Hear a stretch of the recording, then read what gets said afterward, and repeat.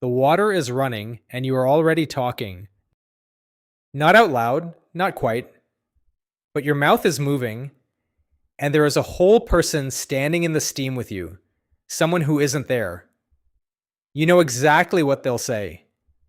You've been having this conversation for 3 days. This is the talk you rehearse and never have.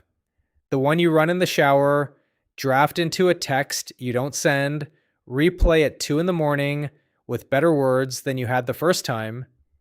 And here's the thing no one tells you. It isn't preparation. You are not getting ready to speak. You always rehearse the conversation you're most afraid to actually have. Not the easy ones. You don't practice ordering coffee. You practice the apology, the boundary, the truth you've been carrying folded up in your chest, the sentence that could change something or end something or finally be heard.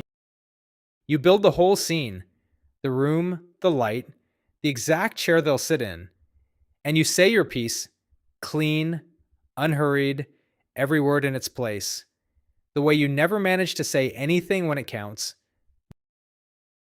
Notice who's writing their lines, though? In the rehearsal, you play both parts. You say the hard thing, and then you become them for a moment and decide how they take it.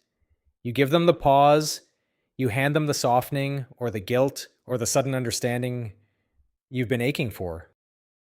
They say what you need them to say. That's the comfort underneath all of it. In your head, they finally get it. They finally stay. And it costs you nothing because they can't surprise you. There's no real face doing something you didn't plan for. No silence you can't read. No answer that isn't the one you wrote. Here's the tell. You always win. Every single time in the shower, in the dark, in the long drive with no one else in the car, you land it.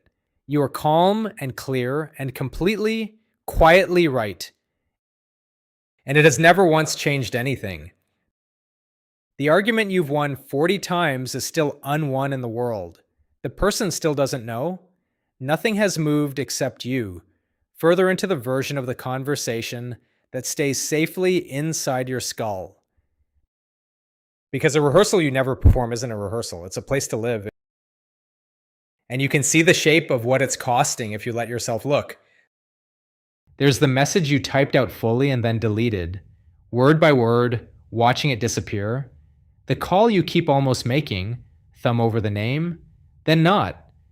The whole relationship that happens only in your head, warm and articulate and completely one-sided. There's a version of you that lives in there too, braver, more fluent, finally able to say it, and that version never has to walk out into a kitchen and watch a real face not understand. You've grown attached to that version. It's easier to love than the one who goes quiet at the table. So maybe it was never really about getting the words right. Maybe the rehearsal was never aimed at speaking at all. Think about who you rehearse with. It's almost always someone you want to be close to, or someone you're afraid of losing, or someone you've already lost and can't stop reaching toward. You're not practicing the sentence. You're practicing being near them, holding them in the room a little longer, feeling the closeness, or feeling the confrontation without the risk of what they'd actually do with it. It's a way to be with someone without being seen by them, to have the intimacy and skip the part where they get a say. And I think somewhere you know that. You know the imagined talk is soft because you made it soft. You know the real one has teeth. Which is exactly why the real one matters and the rehearsal never can. Because if you ever say it, actually say it out loud to the person, it will come out smaller than the version in your head. Worse worded. You'll fumble the line you'd polished for a week. Your voice will do something you didn't authorize. You'll forget the good part. And they will answer in a way you didn't script. That's the whole danger. That's also the whole point. A rehearsal can't touch you, so it can't change anything. Only the small, badly worded, unrepeatable real thing can. the version where you don't control both sides, the version where they're actually there. The rehearsal is a closed loop. The conversation is a door. The water goes cold before you notice. You're still standing there, mid-sentence, in a talk with someone who isn't in the room, and the sentence isn't finished. It's never finished. That's how the rehearsal keeps you. Always one line from the end, always able to start again tomorrow. You reach over and shut the water off. The quiet comes back fast, the way it does. Steam on the mirror, your own outline in it, no one else after all. For once, you let the sentence stay unfinished. You don't win it. You don't run it one more time.